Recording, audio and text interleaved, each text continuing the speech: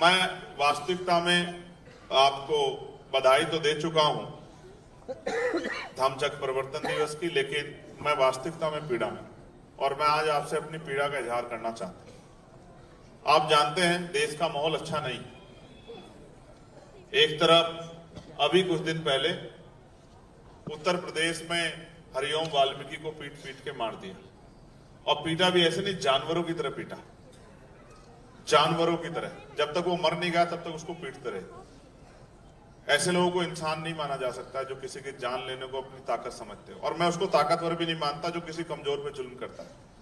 ताकतवर वो होता है जो अपने बराबर के व्यक्ति के साथ मुकाबला करता है। और मैं विश्वास से कह रहा हूं, हमने इस शक्ति का निर्माण इसलिए नहीं किया कि किसी कमजोर को सताना है। हमने इस शक्ति का निर्माण इसलिए किया है कि अपने महापुरुषों के अधूरे कार्यों को पूरा करना है, और जो कमजोर है उसकी लाठी बनना है, उसकी आवाज बनना है, उसको ताकत देना है, उसके साथ खड़े होना। प्यारे साथियों, एक हमारे एडीजी लेवल के अधिकारी ने सुसाइड कर लिया। चंडीगढ़, हरियाणा, पंजाब की जो राजधानी चंडीगढ़ में सुसाइड कर लिया। वाई पूरण कुमार जो आईजी लेवल के हमारे अधिकारी थे, उन्होंने खुद को गोली मार ली। उनकी पत्नी आईएएस है, और बड़े दुख के साथ बता रहा हूं कि पिछले 6-7 दिन हो गए उनके परिवार ने अभी तक उनके पार्थिव शरीर का अंतिम संस्कार नहीं किया है। उनकी पत्नी ने मना कर दिया है कि जब तक जिनकी वजह से मेरे पति ने ये कदम उठाया, जब तक उन पर कार्रवाई नहीं होगी, उनको उनके पदों से नहीं हटाया जाएगा, उनको जेल नहीं भेजा जाएगा, मैं अपने पति का अंतिम संस्कार नहीं करूंगा। और वो पार्थिव शरीर मोर्चरी में सड़ रहा है न्याय के लिए। मैं आपको ये बात इसलिए बता रहा हूं, वो आईपीएस कैडर के थे, लेकिन वो एक लंबी सेवा करके आईजी लेवल के अधिकारी हो गए थे।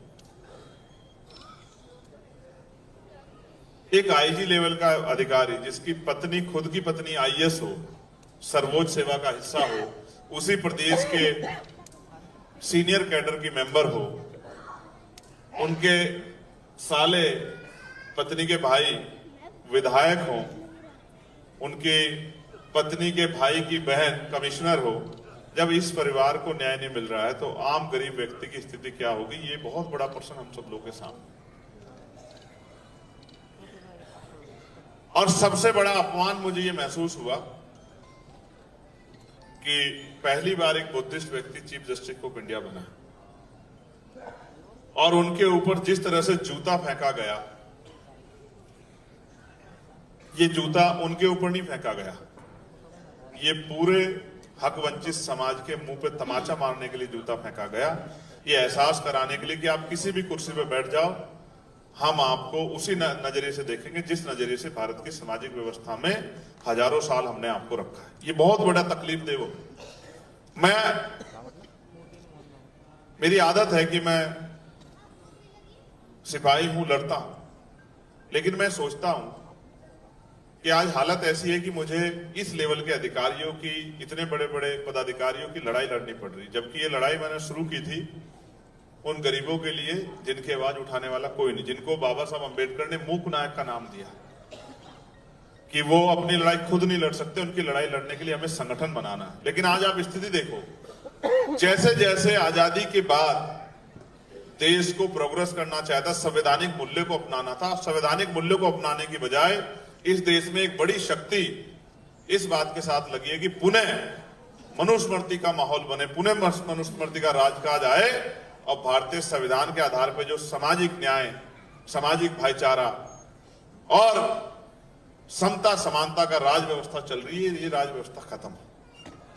ये बहुत बड़ा सवाल। हालांकि चीफ जस्टिस ऑफ इंडिया ने भगवान बुद्ध के रास्ते पर चलते हुए उस व्यक्ति को माफ कर दिया, लेकिन माफ करना ठीक है, लेकिन इस देश की पुलिस व्यवस्था की जिम्मेदारी बैठती थी कि चलिए उन्होंने माफ कर दिया, लेकिन जिसने जो अपराध किया उस पर मुकदमा दर्ज करके उतनी कार्रवाई करते कि उस आदमी को सबक मिलता। क्योंकि अगले दिन मैंने देखा कि वो आदमी बैठ के ये कह रहा था कि मैंने कुछ गलत नहीं किया, लेकिन अगर उसको सबक सिखा दिया जाता तो उसको पता लग जाता उसने गलत किया है, सही किया।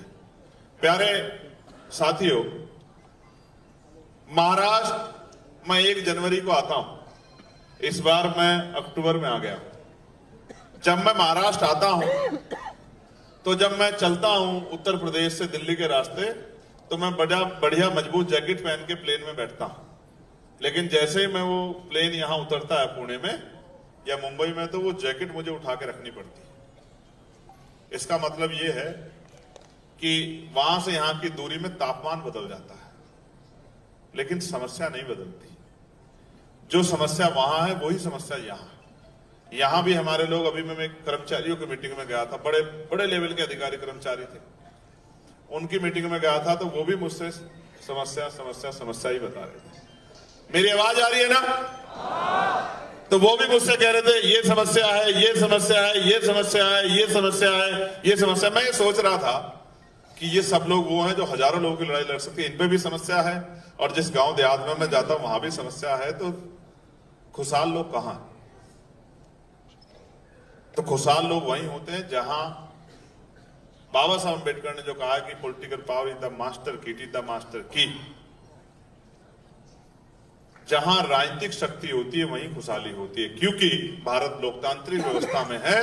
जिनके हाथ में कलम की ताकत है वही बदलाव कर सकते हैं, वही बदलाव की रेखा को आगे बढ़ा सकते हैं, वही पॉलिसी बना के लोगों को लाभ दे सकते हैं।